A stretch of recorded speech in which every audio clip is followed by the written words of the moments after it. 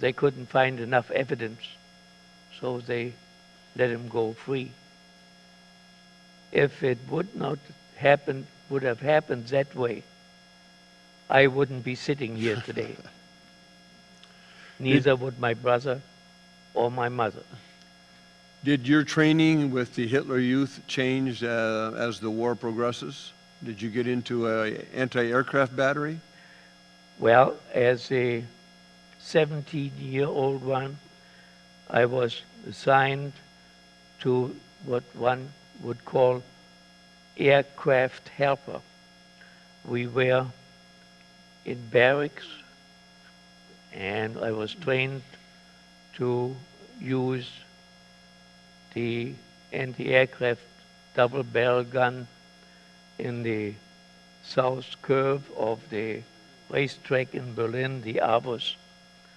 And at one night, our radar station got knocked out, and my mother, who was living in, after our house was destroyed in 43, she lived on the Baltic Sea, and so I asked for a transfer to be closer to her, because my dad was in the service, so was my brother. My brother was a paramedic in a paratrooper unit.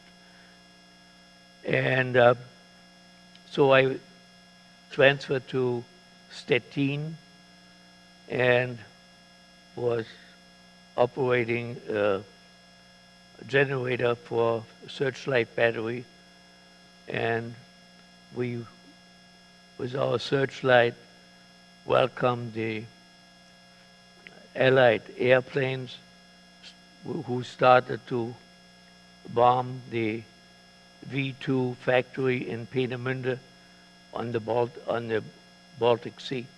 V2 being a missile factory. The missile factory.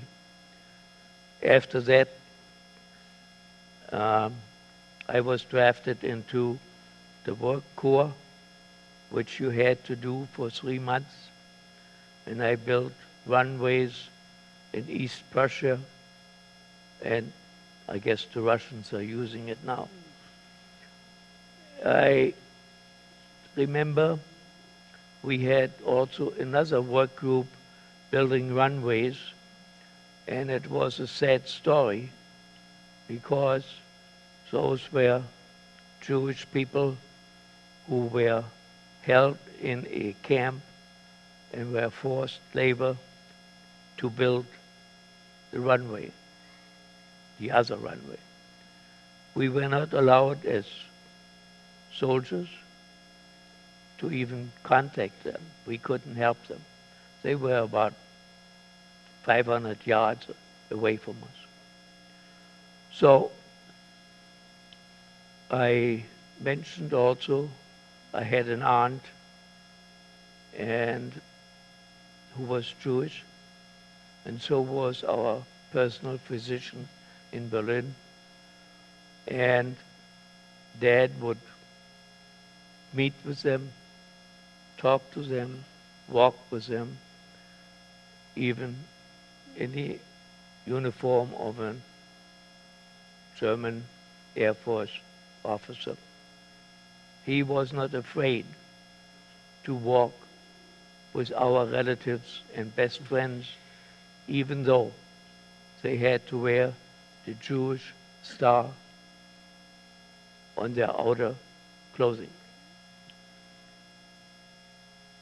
For me, it was terrible. And after the war, I was taken prisoner in Pilsen and ended up in a U.S. Army camp in Bavaria, POW camp. The camp was built for 5,000, and to my estimation, there was standing room only for 35,000 people. Not very pleasant. However, you stayed alive and you were alive, and the will for living became very, very important to you. So, talking about resistance, again, there were numerous officers like Stauffenberg, Admiral Canaris, Irvin Rommel, the field marshal in North Africa. For instance, he was in the underground, but Hitler was afraid that if he puts him on trial, that would give a revolution, because he was a war hero in the eyes of many. So they gave him a choice: either get to trial or kill himself. He took that choice and killed himself. His son, after the war, became mayor of the city of Stuttgart in southwestern Germany.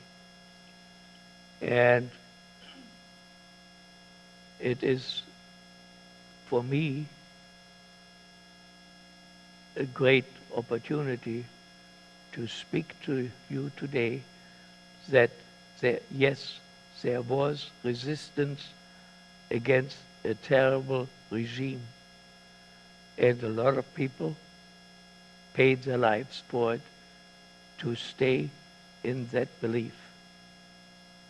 And I can only say to everyone, make sure that freedom still stays the same. Anything else you like? That's it. Thank you, Konrad. If we could please stand. John Kriesel and Les Fields will play taps.